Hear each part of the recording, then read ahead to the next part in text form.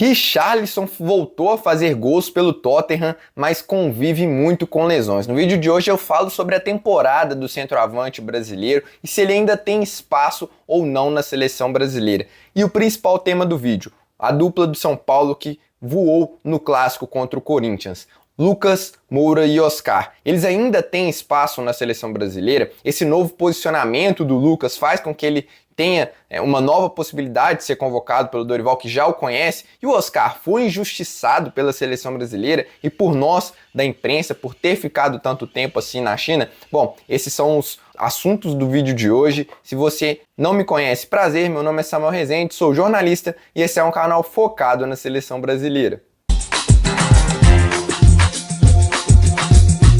Sem muita enrolação, começando aqui pelo Richarlison. Bom, como a maioria deve saber, o Richarlison tem convivido com muitas lesões nessa temporada. Foram 3 ao todo e com isso ele disputou apenas 11 jogos pelo Tottenham na temporada de 2024-2025. A última delas foi uma lesão na coxa direita que o tirou dos gramados por 70 dias. Ele voltou a atuar apenas no dia 14 de janeiro, ou seja, menos de 2 semanas. E nesse período ele jogou 4 partidas, 2 como titular e fez 2 gols. O último deles foi agora contra o Leicester City nesse domingo, que ele aproveitou um belo cruzamento do Pedro Porro e mostrou muito oportunismo com um toque de cabeça para empurrar ali no cantinho e mesmo assim o Tottenham perdeu para o Leicester, vive uma péssima fase. O técnico, o Postecoglou, o grego, está muito ameaçado no cargo e mesmo assim o Richarlison, voltando aos pouquinhos, tem apresentado um pouco ali do que ele sabe, do que a gente espera dele, mas o grande problema do Richarlison tem sido o condicionamento físico. Inclusive, nessa partida contra o Leicester, o Richarlison saiu lesionado de novo, só que parece ser uma coisa mais leve. Segundo o Postecoglou, difícil falar o nome dele, né? Mas depois da entrevista coletiva após a partida, após a derrota do Tottenham, ele foi perguntado por que ele tirou o Richarlison aos 10 minutos do segundo tempo, sendo que o Richarlison estava muito bem na partida. E a resposta dele foi a seguinte, abre aspas aí para o técnico do Tottenham. Ele estava sentindo a virilha, deveria ter saído no intervalo, mas ele queria tentar mais 10 minutos. Eu podia ver que ele não estava correndo bem, então foi por isso que o tirei. Então, cara, de novo o Richarlison pode ser que esteja sofrendo com mais uma lesão, a gente espera que não. E eu vou fazer um comentário aqui com base que eu acho que não vai ser uma lesão muito grave, virilha.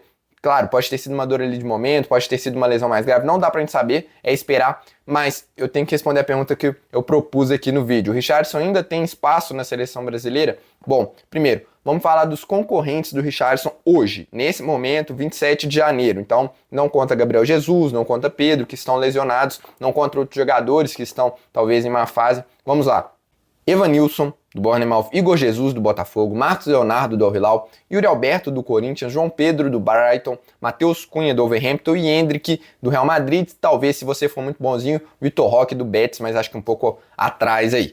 Vamos lá. Primeiro, quais que realmente têm as características mais próximas do Richarlison? Se a gente olhar todos esses nomes aqui, eu diria que o Evanilson e o Igor Jesus, porque são caras que fazem um pivô muito bem, têm bom cabeceio, são caras mais altos, mais fortes, que têm como principal característica a finalização.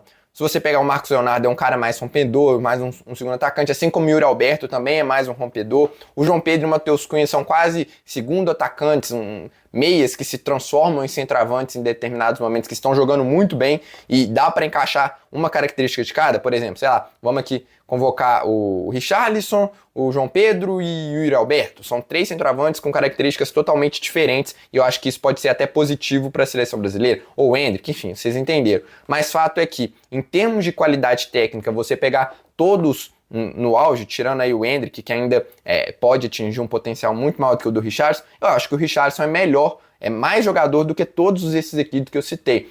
Eu falo assim, como centroavante, talvez o Matheus Cunha tenha uma técnica mais apurada, o João Pedro tem uma capacidade de criação de jogada melhor, mas inclusive eles vivem em fases muito melhores, lógico. Hoje eu convocaria o João Pedro e o Matheus Cunha, provavelmente, tem que pensar ainda qual que seria a minha lista, mas os dois estão jogando muito lá na Premier League e o Richarlison está tentando retomar esse nível. Mas, enfim, é um cara que está acostumado com a seleção brasileira, jogador de Copa do Mundo e que oferece aquilo que a seleção estava buscando no Igor Jesus, só que com mais qualidade. Então, por isso sim, eu ainda boto muita fé no Richarlison. Inclusive, eu fiz um vídeo projetando os 26 convocados para a Copa de 2026. Vou deixar aqui no card se você ainda não assistiu. E muita gente criticou, pô, mas Richarlison, acho que o Richarlison não volta, acho que o Richarlison não volta. Acho que foi um dos nomes mais contestados da lista que eu fiz, mas porque eu ainda tenho esperança que o Richarlison volte a atuar, porque ele não vive um mau momento, ele vive um momento com muitos problemas físicos, assim como o Gabriel Jesus, por exemplo, que também pode aparecer e pode retomar o melhor nível. Se você coloca o Richarlison aqui no futebol brasileiro, eu duvido que ele marca menos de 30 gols numa temporada, num time encaixadinho. Pô, não, acho muito difícil. Então, eu ainda confio muito nele. Acho que ele vai concorrer ali com o Pedro, com esses caras que eu tô citando, mas acho que sim, ainda tem espaço. Inclusive, ele já foi convocado pelo Dorival Júnior quando o treinador assumiu a seleção brasileira, logo na primeira lista, mas ele foi cortado devido a uma lesão. Enfim, quer saber a sua opinião? Você acha que o Richarlison ainda cabe nessa seleção voltando às condições físicas ou agora outros jogadores acho que tem mais potencial para assumir essa camisa 9 da seleção brasileira?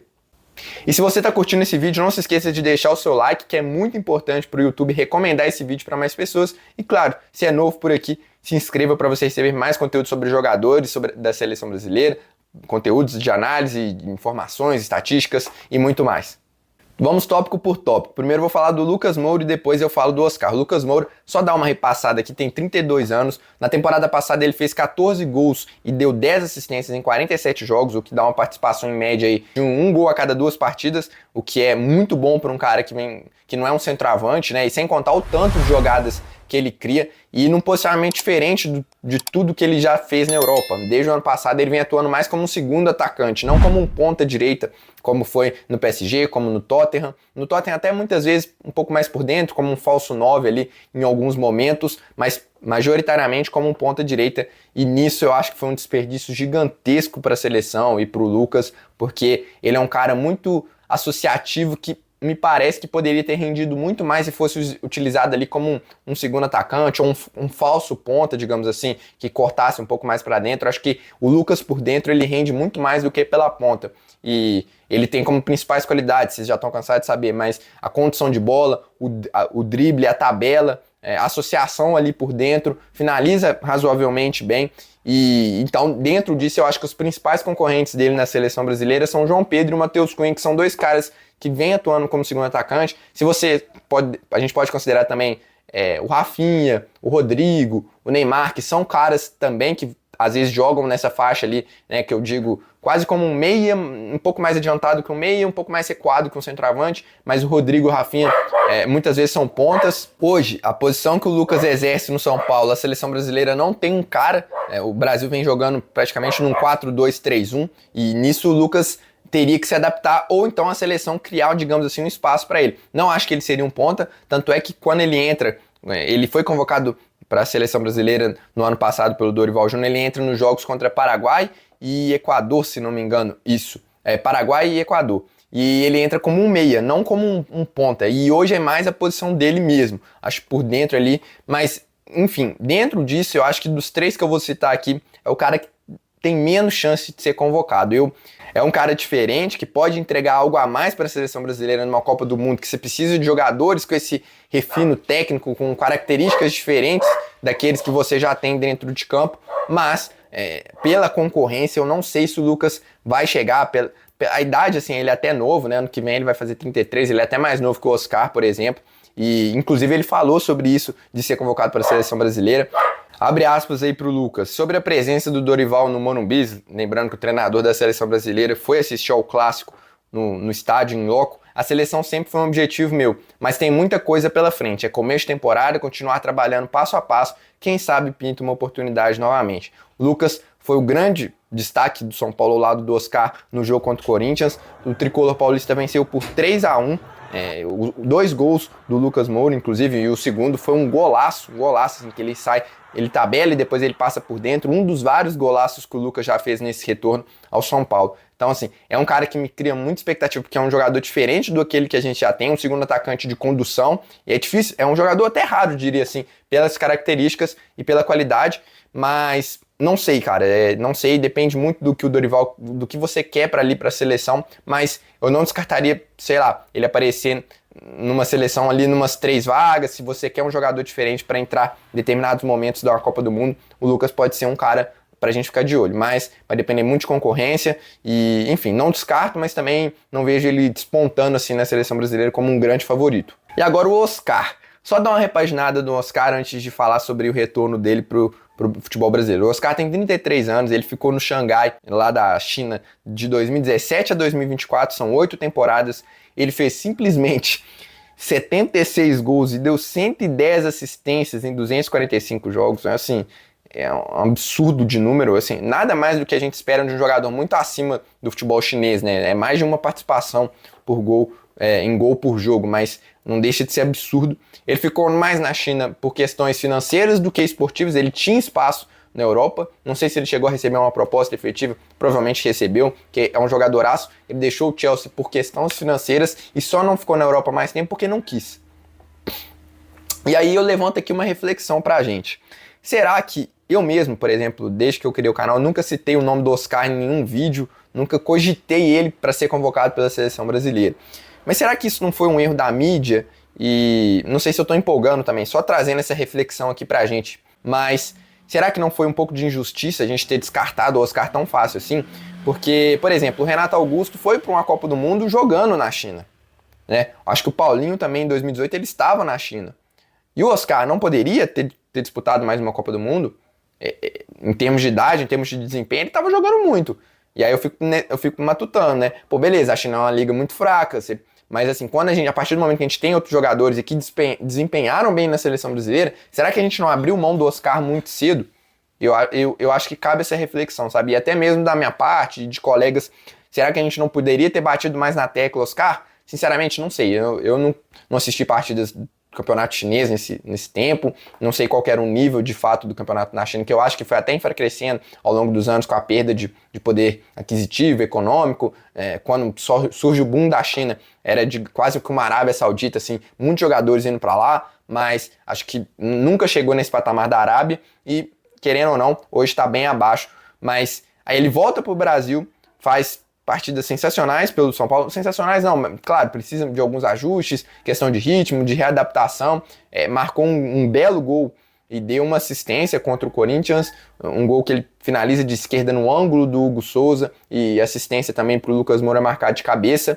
É um jogador muito rápido, que atua mais da esquerda para dentro e inteligente, impressionante como o Oscar pensa rápido, tem um passe muito bom, não sei se é aquele pifador, aquele meia que encontra os jogadores assim, mas pode ser também esse cara, finaliza muito bem de fora da área, tem um cruzamento muito bom, então eu não descarto o Oscar ser convocado de forma nenhuma. Acho que ele voando assim no São Paulo vai ser difícil a gente não pedir o Oscar na seleção, mas também vai depender. Acho que quando a gente fala de seleção, querendo ou não, a gente fala muito de concorrência, do que outros jogadores estão rendendo. E, assim, vai depender muito do que o Dorival pretende para esse time em termos de posicionamento de alguns jogadores. Por exemplo, o Rodrigo, ele vai ser meio ou ele vai ser ponto? O Rafinha, ele vai ser meio ou ele vai ser ponto? Ou os dois vão ser falso noves? O Neymar, a mesma coisa, ele vai ser meia? Se ele for meia, é menos uma vaga. O Paquetá é segundo volante ou ele é meia? O Andrés é segundo volante ou ele é meia? Acho que o Oscar entra num bolo ali de Matheus Pereira, Rafael Veiga, Alan Patrick para disputar talvez essa terceira vaga de meia ou segunda. Então depende muito, cara. E eu particularmente hoje, eu preciso até pensar qual que seria a minha lista, se o Oscar estivesse no auge, assim, jogando muito, será que daria para cortar algum desses? Acho que hoje, em termos de futebol, claro, ele tem mais bola aqui, acho que tranquilamente aqui, ó, o Paquetá não tá jogando bem. Aqui, ó, de todos aqui, só o Rodrigo e o Rafinha estão jogando melhor que ele. Acho que o Alan Patrick terminou a temporada passada voando, o Rafael Veiga também, o Matheus Pereira tá mal, o Andrés jogou muito no ano passado, agora vive um momento um pouco mais de assim, por causa da negociação com o Palmeiras e tal, né? Mas também eu acho que são jogadores mais ou menos parecidos hoje, né? Não que o Oscar não tenha jogado muito mais com o Andrés, mas talvez hoje tenha um pouco mais a ver compará-los. Enfim, acho que tem espaço, sim, para o Oscar na seleção brasileira. Acho que ele pode ser convocado em breve, mas eu também não consigo cravar se ele vai ser ou não, porque depende dessas coisas. Depende se o Brasil vai jogar num 4-3-3, num 4-2-3-1, vai jogar com 2 meias, com um.